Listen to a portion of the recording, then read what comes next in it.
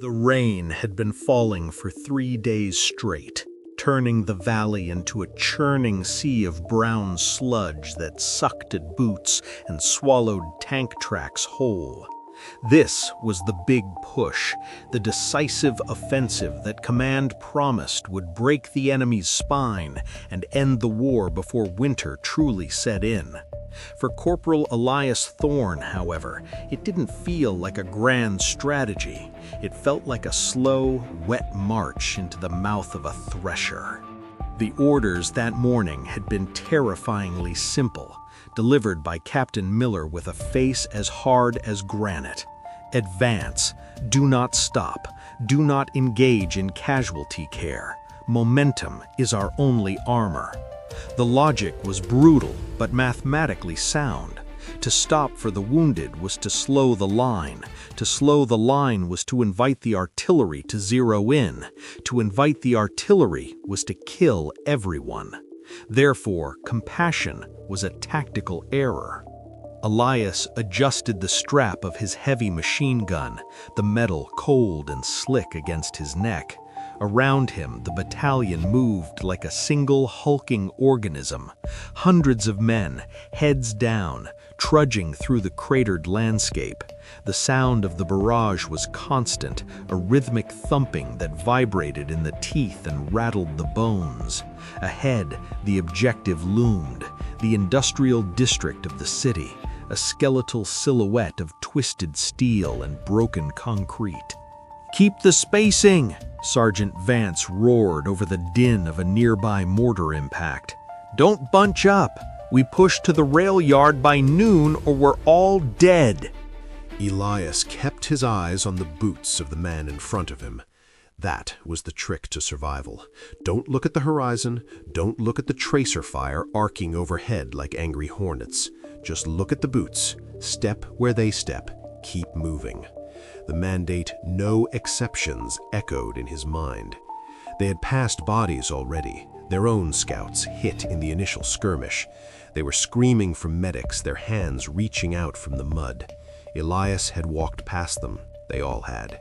It was a kind of collective hypnosis, a suspension of humanity required to keep the machine of war moving forward. The sound was small, almost insignificant against the backdrop of the offensive, but it hit Elias with the force of a physical blow.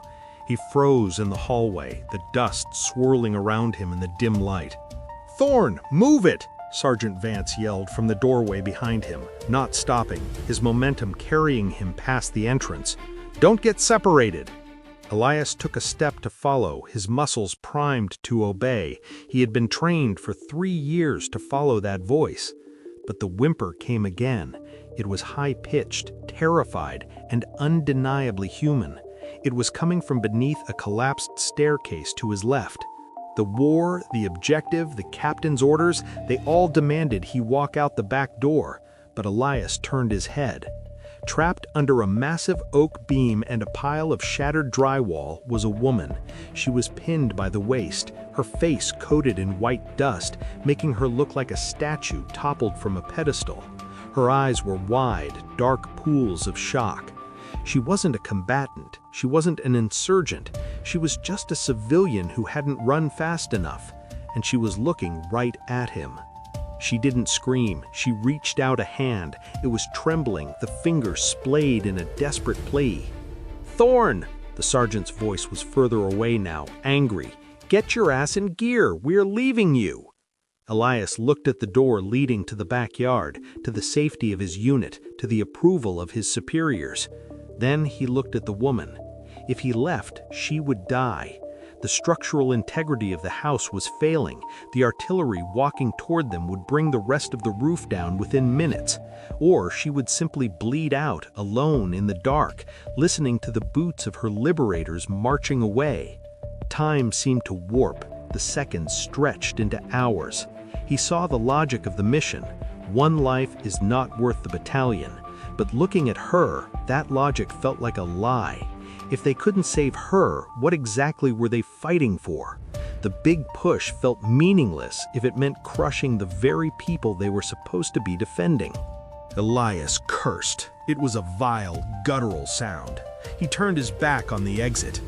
"Wait!" Elias shouted, though he knew the sergeant couldn't hear him over the gunfire anymore. He dropped to his knees beside the woman. The beam was heavy, a solid piece of timber that had supported the floor above. He shoved his shoulder against it, gritting his teeth, straining until the veins in his neck bulged. It didn't budge. She gasped in pain, her hand gripping his forearm, her nails digging into his tactical gear. "I've got you," Elias whispered, the words feeling inadequate. "I'm not leaving." Outside, the volume of fire intensified. His squad was engaging the enemy nest. They were moving further away. He was now a solitary point on the map, a broken link in the chain of command. He checked his radio. "Delta 1, this is Thorne. I have a civilian trapped. I am holding position." The response was immediate and furious. "Thorne, this is command. Negative. You are to advance immediately. Drop the target. That is a direct order. Do you copy?" Elias looked at the woman. She had begun to cry, silent tears cutting tracks through the dust on her cheeks. She didn't understand the radio, but she understood the tone. She thought he was about to stand up and walk away. Elias clicked the radio. "Signal is breaking up," he lied, his voice flat. He reached up and turned the volume knob down until the screaming voice of his commander was nothing but a buzz. He was alone now. He had just committed a court-martial offense. He had deserted his post in the face of the enemy. But as he gripped the beam again, preparing to heave with everything he had left, Elias felt a strange, terrifying clarity. The war had moved on without him, leaving him behind in the ruin with a stranger and a choice that would likely cost him everything. The beam was immovable. It was a thick, structural timber of old oak, likely part of the house since it was built a century ago, and now it served as a tombstone for the woman trapped beneath it. Elias strained against it, his boots sliding on the grit-covered floorboards, his back screaming in protest. He grunted, a primal sound of effort, but the wood didn't shift even an inch. It was simple physics. The weight of the collapsed ceiling was pressing down on this single point, and Elias, despite his conditioning, was just one man. He collapsed back onto his heels, chest heaving, sweat cutting through the grime on his face. The woman stared at him. The initial shock was wearing off, replaced by the sharp, lucid agony of crushed bones. She let out a low, keen sound, a continuous note of pain that cut through the thunder of the artillery outside. I can't lift it," Elias gasped, wiping his eyes. He looked around the room frantically. The hallway was a wreckage of plaster and splintered furniture. He needed a lever. He needed a fulcrum. He needed a miracle.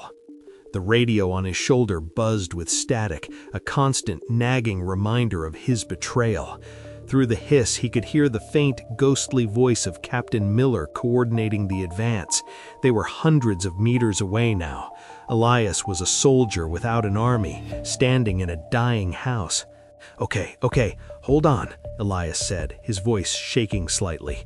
He wasn't sure if she understood English, but he needed to speak to keep his own panic at bay. "I'm going to get you out. Just hold on." He scrambled over a pile of debris into what used to be the kitchen.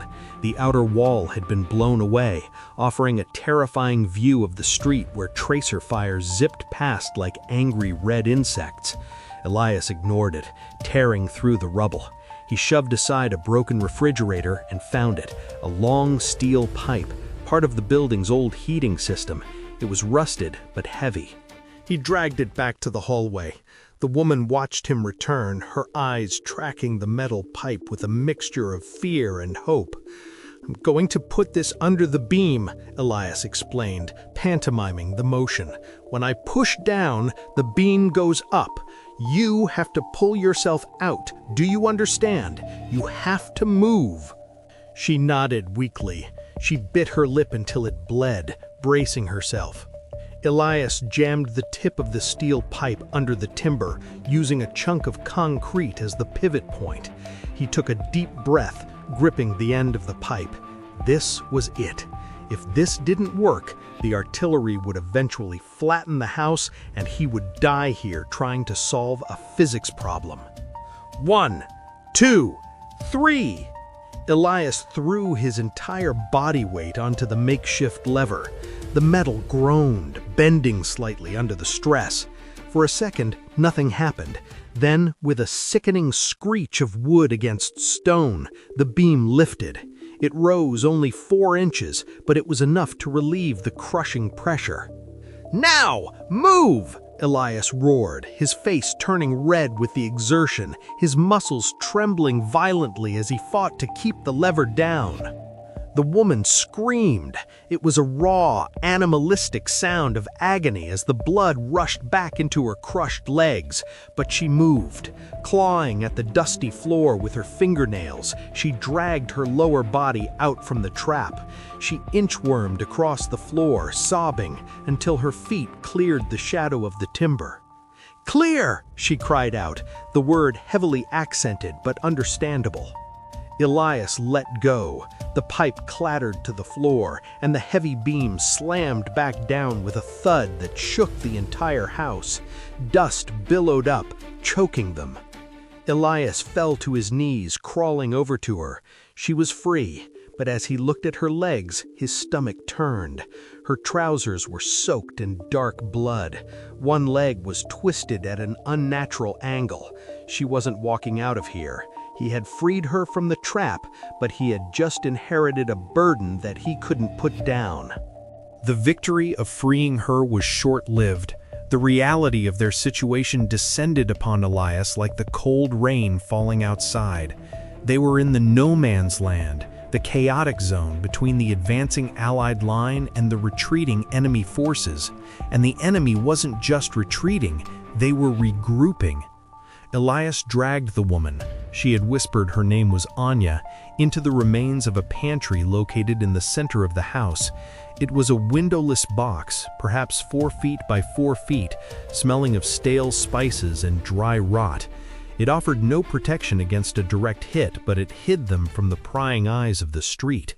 He sat with his back against the door, his rifle across his knees. Anya lay curled on the floor, shivering violently as shock set in. Elias stripped off his heavy combat jacket and draped it over her.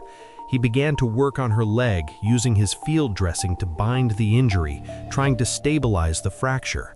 She bit into the sleeve of his jacket to stifle her screams. "I'm sorry," Elias whispered, his hands slick with her blood. I know it hurts." Once the dressing was tied, a heavy silence fell over the small room.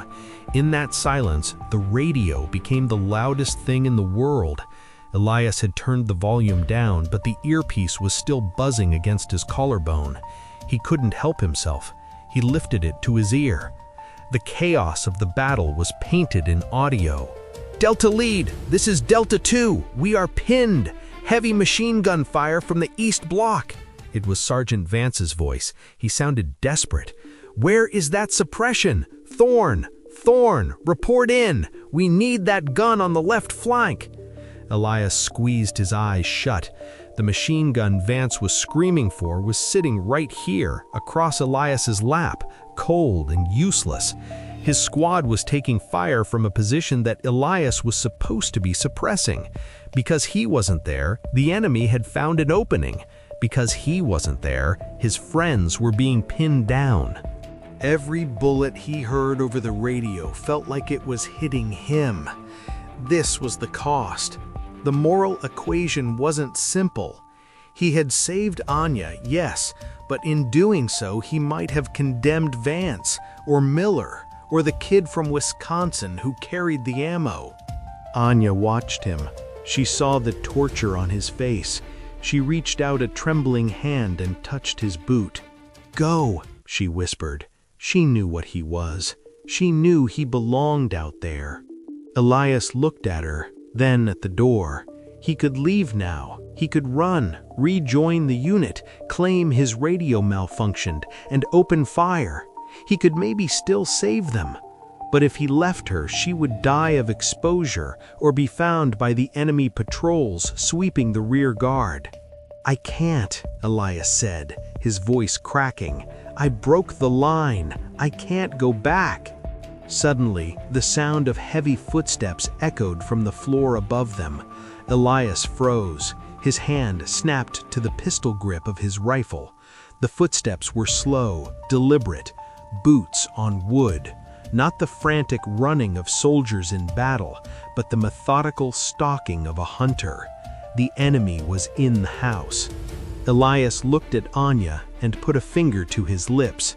The radio in his ear crackled again, Vance's voice now screaming for a medic.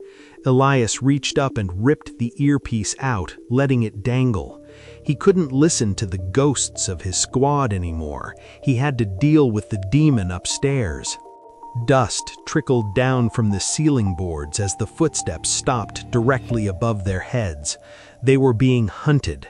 The decision to stop had trapped Elias in a box, and now the lid was being nailed shut.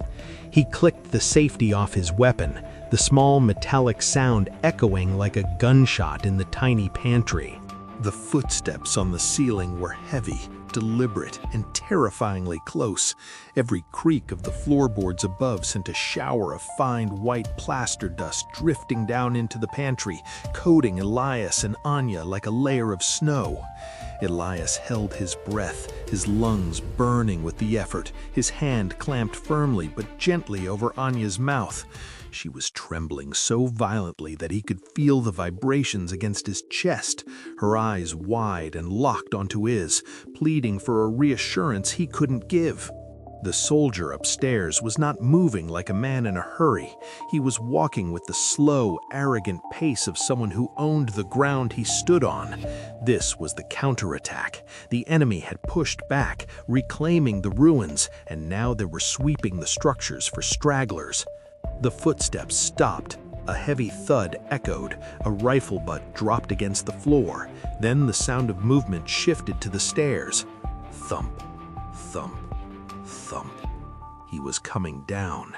Elias shifted his weight, pressing his back harder against the pantry door, trying to become part of the wood. The pantry latch was flimsy, a rusted piece of iron that would snap with a single solid kick. He raised his own rifle, the barrel pointed straight at the door at chest height. If the handle turned, Elias would have to fire. He would kill the first man, maybe the second, but the noise would bring the rest of the squad down on them within seconds. It would be a violent, short stand. The boots hit the ground floor. The sounds were clearer now. The rustle of synthetic fabric, the metallic clink of gear, the wet crunch of mud-caked soles on the debris. The enemy soldier moved into the hallway, pausing right in front of the pantry. Elias could hear the man breathing. It was a wet, congested sound, the breathing of a man who had been running in the cold rain. A shadow blocked the sliver of light coming from beneath the door. The soldier was standing less than 6 inches away. Anya squeezed her eyes shut, tears leaking out, her body going rigid. Elias tightened his grip on the trigger, the metal biting into his finger. He calculated the angle. Through the door, through the chest. Simple physics. Then the radio on the enemy soldier's chest burst to life. A voice barked a harsh, guttural command in the enemy tongue. The soldier grunted a response, something short, dismissive, and turned away. The shadow beneath the door vanished. The footsteps receded, moving toward the front room, toward the street facing the American advance. Elias didn't exhale. He couldn't, not yet. From the front room, the sounds of heavy equipment being set up began to echo through the hollow house. The clatter of a bipod on a windowsill, the racking of a bolt on a heavy caliber weapon. The enemy wasn't just searching the house, they were occupying it. They were turning this structure into a machine gun nest. The irony hit Elias with the force of a physical blow. He had stayed behind to save a life, abandoning his post to avoid violence. Now the violence had come inside to live with them. He was trapped in a wooden box, sharing the house with the very men who were trying to kill his friends. An hour passed in agonizing slowness. The pantry, once a sanctuary, had become a prison cell.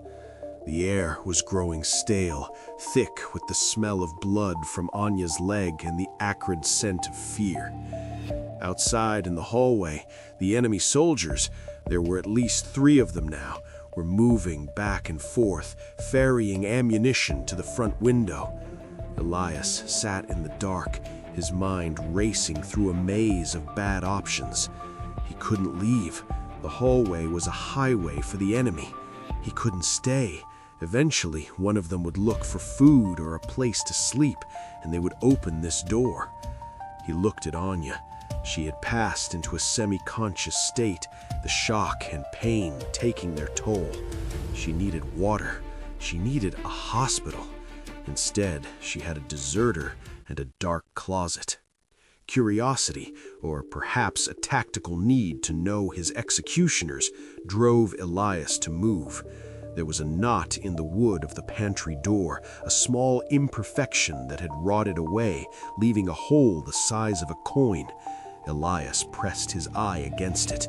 His field of view was limited, slicing diagonally across the hallway and into the living room. What he saw made his blood run cold. 3 men. They wore the gray-green drab of the opposition forces. 2 were crouched by the blown-out bay window, manning a PKM general-purpose machine gun. The barrel was sweeping the street, the same street Elias's squad had been ordered to advance down. The 3rd man was acting as a spotter, binoculars pressed to his eyes, shouting adjustments. Crack, thump, thump, thump. The machine gun roared to life. The sound was deafening inside the house, vibrating through the floorboards and rattling the jars above Elias's head. Elias flinched. He knew that sound. He knew what it did to flesh and bone. Every burst fired from that living room was tearing into his unit. He looked at the dangling earpiece of his radio, which he had ripped out earlier. With trembling fingers, he plugged it back in. He had to know. The static hissed, and then the screaming started. "Hit! Man down! We're pinned! Where is that fire coming from?" It was Private Harrison. He sounded like a child. "I can't see them! They're chewing us up! Pull back! Pull back to the alley!" Sergeant Vance's voice was hoarse, breaking with panic. "We have 0 cover! Command, we need suppressing fire on the White House! The White House!" Elias froze. The White House. He was in the White House. His friends were dying in the mud, pinned down by the gun 20 feet away from him, and they were calling for artillery to level the building he was hiding in. The moral weight of his decision crashed down on him. By saving Anya, he had removed his own gun from the fight. By removing his gun, he had allowed the enemy to establish this position. Now this position was slaughtering his squad. He looked at the enemy gunner through the peephole. The man's back was to Elias. A clear shot. If Elias opened the pantry door, he could drop the gunner and the spotter before they knew he was there. He could silence the gun. He could save his squad. But if he did that, the firefight would likely kill Anya. The 3rd soldier would return fire. A grenade would be thrown. The house would become a coffin. Elias looked down at the woman. She was breathing shallowly, trusting him to keep her safe. He looked back at the peephole, where the machine gun spat fire, killing the men he had sworn an oath to protect. The choice was no longer about breaking orders. It was about choosing who to betray. He gripped his rifle, his knuckles turning white as the tears of frustration finally spilled over, tracking through the dirt on his face. He was a soldier who had stopped being a soldier to be a human, but the war was demanding he choose a side again. The radio chatter shifted from panicked screams to a terrifyingly calm, rhythmic sequence of coordinates. Elias recognized the tone immediately. It was the forward observer calling in a fire mission. "Target verified," the voice crackled in Elias's ear, tinny and detached. "Structure is the white 2-story on the corner. Machine gun nest suppressing Delta. Danger close. High explosive. Fire for effect." Elias felt the blood drain from his face, leaving him cold and numb. They were calling in an airstrike or heavy mortar barrage on this very building. The logic of war had come full circle. To save the squad, command had decided to erase the obstacle. In less than 2 minutes, the roof would collapse and the White House would become a crater. He looked down at Anya. She was conscious again, staring at him with wide, feverish eyes. She didn't know the language of the radio, but she saw the change in Elias. She saw the resignation vanish, replaced by a frantic, jagged resolve. "Listen to me," Elias whispered, grabbing her shoulders. He dragged her deeper into the corner of the pantry, behind a stack of heavy wooden crates filled with rotting potatoes. It was poor cover, but it was the only cover she had. "Stay down, curling into a ball. Cover your ears. Do not move until I come for you." Anya gripped his wrist, her fingernails digging into his skin. "You go?" she asked, her voice trembling. "I have to stop them. If I don't, the sky falls on us." He stood up, pressing his back against the pantry door. His heart was hammering against his ribs like a trapped bird, but his hands were steady. He wasn't fighting for the army anymore, and he wasn't fighting for the flag. He was fighting for the 60 seconds of time he needed to get on the radio and scream, "Check fire!" He peered through the knothole one last time. The gunner was still firing, the rhythmic thump, thump, thump of the PKM shaking the dust from the ceiling. The spotter was distracted, looking out the window with binoculars. The third man, the one who had almost opened the pantry door earlier, was sitting on a crate near the hallway entrance, smoking a cigarette, his weapon leaning against the wall. Elias closed his eyes for a heartbeat. He was about to kill 3 men who didn't know he was there. It wasn't combat, it was an execution. But the screams of his friends dying over the radio pushed him past the point of hesitation. He took a deep breath, filling his lungs with the smell of mold and impending violence. He gripped the door handle. Elias didn't open the door, he kicked it. The flimsy latch snapped with a crack that was instantly swallowed by the roar of the machine gun.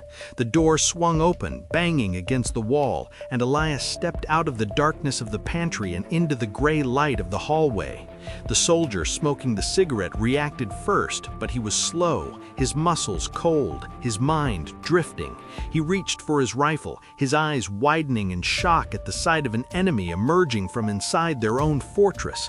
Elias fired twice. Pop, pop. The shots were deafening in the confined space. The soldier crumpled, the cigarette falling from his lips as he hit the floor. Elias didn't stop moving. He flowed into the living room, stepping over debris, his weapon raised. The machine gunner and the spotter were turning now, the noise of the shots cutting through their focus. The gunner tried to swing the heavy barrel of the PKM around, effectively blocking the spotter's line of fire. It was a clumsy, panicked movement. Elias swept his aim to the right. He squeezed the trigger, riding the recoil as he stitched a burst across the torso of the spotter. The man fell back against the wall, sliding down in a smear of red. The gunner roared, abandoning the machine gun and clawing for the pistol on his hip. He was young, terrified, his face a mask of soot and sweat. For a split second, their eyes met. 2 soldiers in a ruined living room, separated by ideology but bound by the same terrible fear. Elias pulled the trigger. The gunner dropped. Silence crashed back into the room, heavier and more suffocating than the noise. The air was thick with gray smoke and the acrid metallic taste of cordite. Elias stood in the center of the carnage, his chest heaving, the barrel of his rifle smoking. His ears rang with a high-pitched whine. He checked the bodies, dead, all of them. He didn't have time to feel the guilt. He didn't have time to process the violence. He scrambled over the body of the spotter and grabbed the radio handset lying on the windowsill. Not the enemy's radio, but his own, which he had clipped to his vest. "Command! Command! Check fire! Check fire!" Elias screamed into the mic, his voice cracking. "This is Corporal Thorne. I have secured the objective. The gun is down. Do not fire. I repeat, friendly in the building." Static. Then a confused voice broke through. "Thorne? Repeat, did you say you were in the target building? I am inside, Elias yelled, looking out the shattered window at the muddy street where his squad lay pinned. Cancel the airstrike. The nest is clear. There was a pause, a terrifying 3-second delay where Elias waited to be vaporized by friendly fire. Copy, Thorn, the voice came back, sounding stunned. Battery, hold fire. Check fire. All units, hold positions. Elias slumped against the wall, sliding down until he hit the floor. He let the rifle drop from his hands. He looked back toward the hallway, toward the dark rectangle of the pantry door. Anya, he called out, his voice hoarse. A small, trembling rustle came from the darkness. She was alive. Elias looked at the dead men around him, then out the window at the advancing American troops who were now standing up, moving cautiously toward the house. He had saved them. He had saved her. But as he watched Sergeant Vance approaching the front door with a look of furious confusion, Elias knew the hardest part wasn't the killing, it was the explaining. He had broken the chain of command, and now the chain was coming to strangle him. The front door of the White House was kicked open, splintering the wood. Sergeant Vance stormed in first, his rifle raised, his eyes scanning the room with the frantic intensity of a man who had just stared death in the face. Behind him, the rest of Delta Squad poured in, wet, muddy, and shaken with adrenaline. What they found stopped them in their tracks. The living room was a slaughterhouse. 3 enemy soldiers lay dead on the floor. The heavy machine gun that had been pinning the squad down sat silent on the windowsill, its barrel still radiating heat. And in the center of it all sat Corporal Elias Thorn, slumped against the wall, covered in dust and blood that wasn't his. Vance lowered his weapon slowly. He looked at the dead gunner, then at Elias. The anger that had been building in the sergeant, the fury at a soldier who had vanished during the assault, collided with the undeniable reality that Elias had just saved their lives. "Thorn," Vance breathed, his voice ragged. "What the hell happened? You were gone. We thought you were dead. We thought you deserted." Elias didn't stand up. He didn't salute. He just pointed a trembling finger toward the dark hallway behind him. "I couldn't leave," Elias said softly. The squad turned. From the shadows of the pantry, Anya emerged. She dragged herself across the floor, clutching the oversized combat jacket Elias had given her. She looked small and broken against the backdrop of the war, her face pale, her leg dragging uselessly behind her. She looked at the soldiers, men armed to the teeth, smelling of wet wool and gunpowder, and then she looked at Elias. She crawled toward him, not them. Vance stared at the woman. Then he looked back at the machine gun nest. The realization hit him like a physical weight. Elias had disobeyed the most critical order of the offensive. Advance, no exceptions, to save a single civilian. In doing so, he had jeopardized the squad. But by staying, he had been in the exact position needed to silence the gun that would have wiped them out. It was a tactical paradox. It was heroism born of insubordination.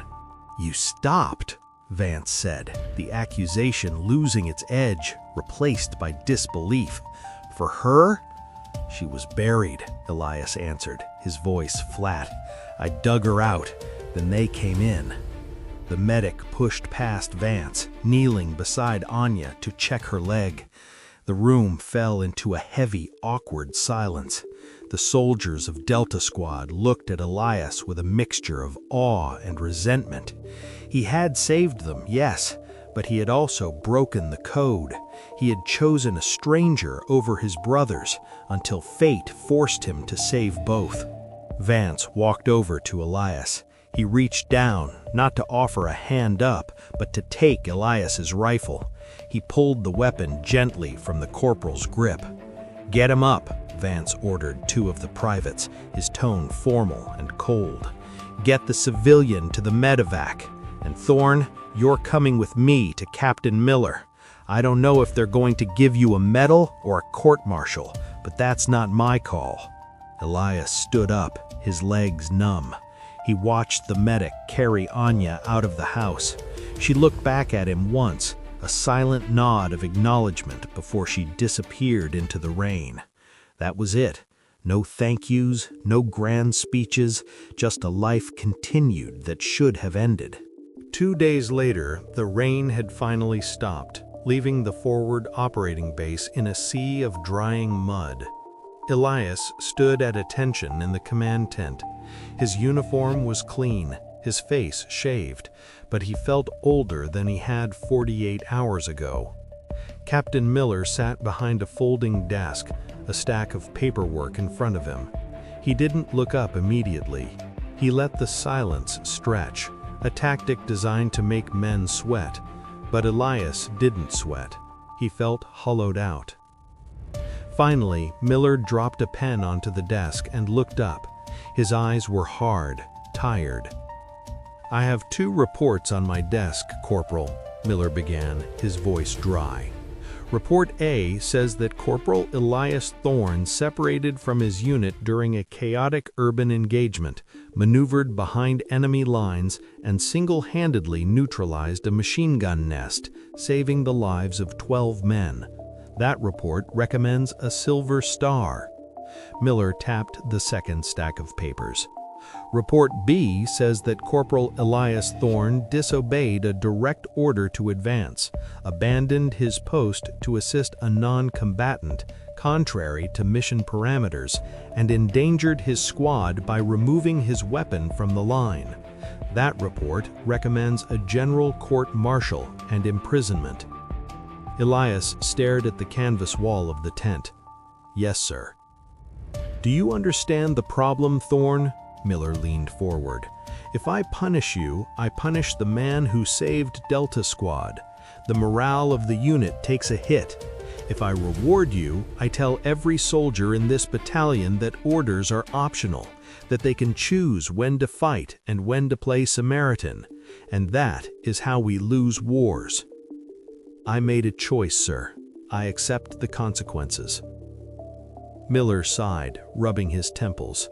He picked up both reports and held them in his hands, weighing them like scales of justice. "The war doesn't like complexity, Corporal. It likes dead or alive, won or lost. You managed to find the gray area." Miller ripped the second report, the one recommending the court-martial, in half. He dropped the pieces into the waste bin. Elias blinked, his composure cracking slightly. "But," Miller continued, his voice sharpening, "I am not giving you a medal. You are not a hero, Thorne. You are a lucky soldier who let his heart override his training. If you ever pull a stunt like that again, I will bury you under the jail." Miller picked up a transfer order.